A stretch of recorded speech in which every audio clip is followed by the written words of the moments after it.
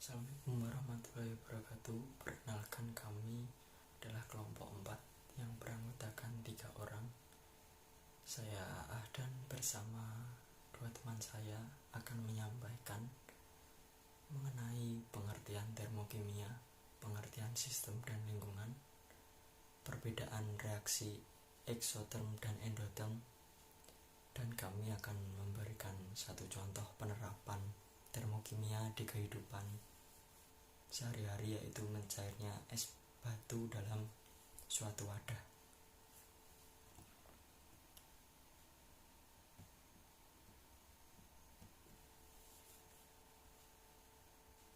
Pada suatu zat, partikel penyusun di dalam selalu bergerak sehingga kemudian zat tersebut memiliki energi kinetik, di mana energi kinetik rata-rata dari suatu zat akan selalu berbanding lurus dengan temperatur absolutnya. Hal ini disebabkan karena atom atau partikel penyusun zat akan bergerak lebih cepat dalam keadaan panas, temperatur tinggi. Cepatnya pergerakan molekul penyusun zat tersebut kemudian menghasilkan energi kinetik yang dimiliki oleh zat menjadi besar. Salah satu jenis atau bentuk energi yang dapat dijumpai secara luas adalah kalor atau panas yang dapat ditukarkan dari sistem ke lingkungan ke sistem. Kalor kemudian dapat dideteksi melalui besaran suhu. Jika didapatkan nilai suhu pada suatu benda tinggi, maka kalor yang dimiliki oleh benda tersebut juga tinggi. Termokimia merupakan sebuah ilmu yang mempelajari mengenai perubahan kalor, perubahan panas dari suatu zat yang melibatkan proses kimia maupun proses fisika. Termokimia juga merupakan bagian dari ilmu termodinamika, di mana termodinamika adalah ilmu yang mengenai perubahan energi yang disebabkan saat terjadinya suatu reaksi kimia atau kalor reaksi.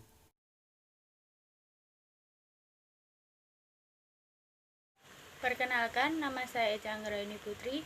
Di sini saya akan menjelaskan tentang pengertian sistem dan lingkungan.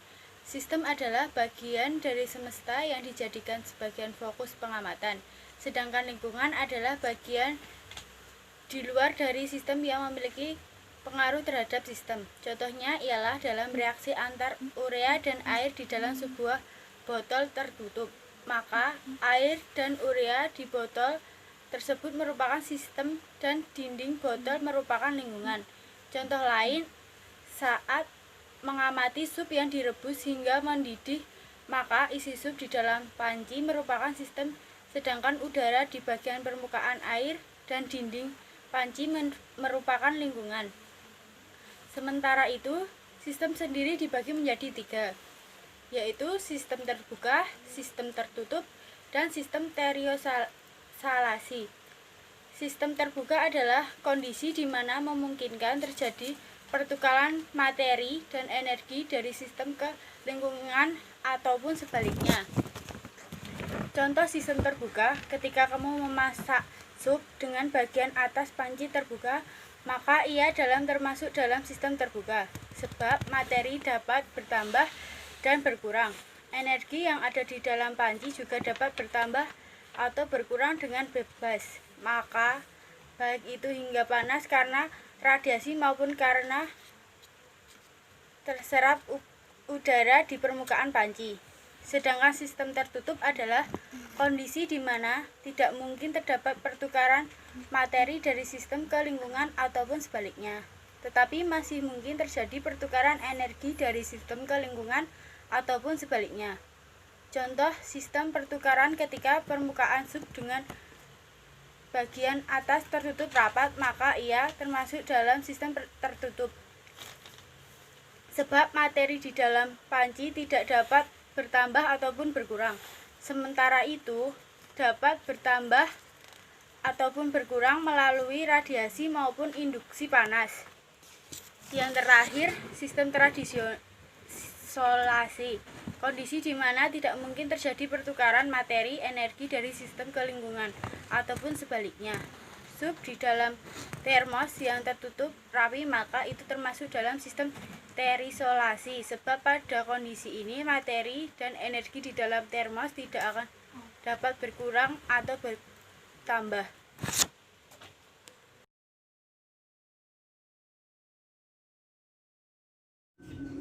Halo, nama saya Nik Kundanifah, nomor absen 4 dari kelompok 4 akan menjelaskan sedikit tentang materi termokimia, yaitu perbedaan eksoterm dan juga endoterm. Pengertian dari reaksi eksoterm adalah reaksi yang melepaskan kalor dari sistem ke lingkungan. Pelepasan kalor ke lingkungan akan menurunkan energi di dalam sistem. Entalpi hasil reaksi menjadi berkurang atau menjadi lebih kecil dari entalpi awal. Dengan demikian, perubahan entalpi sistem bernilai negatif atau delta H sama dengan negatif.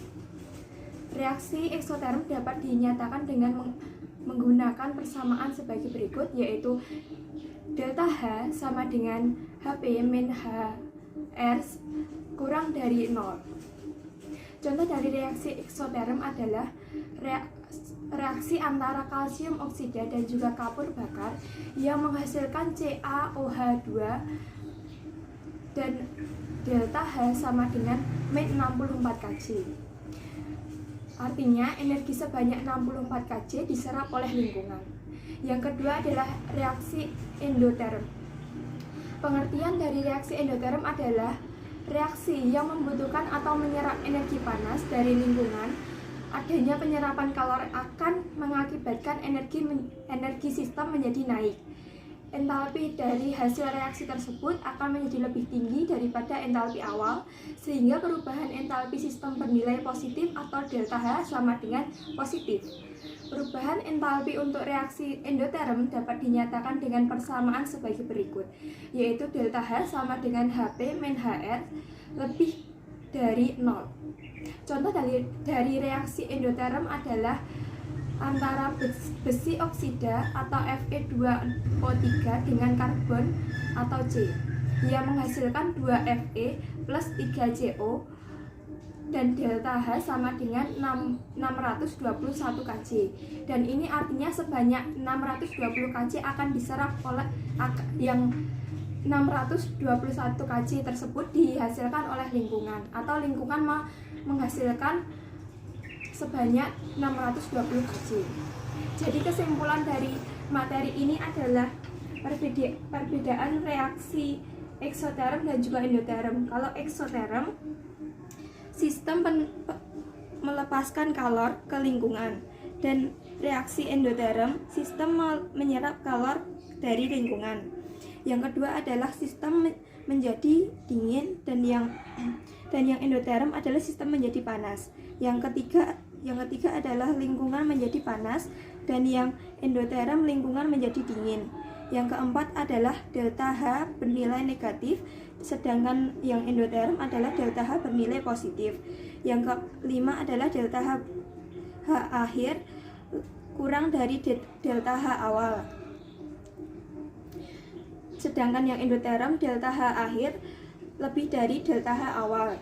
Dan yang terakhir, yang eksoterm delta H akhir kurang dari 0, dan yang endoterm adalah delta H akhir lebih dari 0. Sekian dari saya. Bila ada kurang dan lebihnya mohon maaf. Saya akhiri. Terima kasih.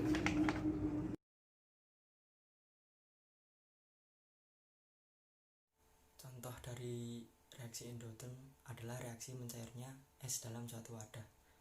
Contoh reaksi kimia dari peristiwa es mencair adalah H2O S plus 6,02 Kj Joule menjadi H2OL tanda plus pada 6,2 Kj.